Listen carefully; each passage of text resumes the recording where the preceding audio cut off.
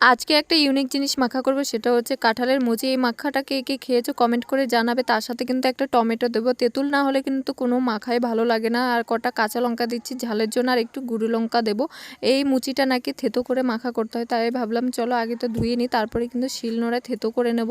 দেখতে পাচ্ছ আমার শিলনোড়াটা কি পুচকি পাড়া, কি কিউট না দেখতে। আর এই শিলনোড়ার মধ্যে আমি সব মুচিগুলোকে এক এক করে থেতো করে নিচ্ছি, তারপরে একটু কাঁচা লঙ্কা থেতো করে নিচ্ছি। আমি শুনেছি কাসুন্দি থাকলে নাকি আরও বেশি ভালো হয়, তো কাসুন্দি তো ছিল না, তাই যেরকম ছিল সেরকমভাবে মাখা করছি। লঙ্কাটাকে একটুখানি শিলনোড়ায় থেতো করে নিয়েছি ভালো করে, দেখতে পাচ্ছ। তারপরে আমি টমেটোটাকে কেটে নিচ্ছি।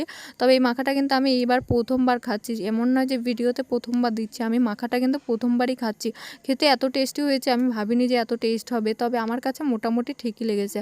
সবাই খেয়ে বলছে ভীষণ ভালো হয়েছে, আর সবাই নাকি খেয়েছে আগে, তার জন্য ওদের কাছে ভীষণ ভালো লেগেছে। আমার কাছে মোটামুটি ঠিকই লেগেছে। 100তে কিন্তু আমি 50 দিতে পারবো। তো এই যে আমার মাখা রেডি, আর আমি এখন খেয়ে নিলাম। আমার কাছে ঠিকই লেগেছে যেমন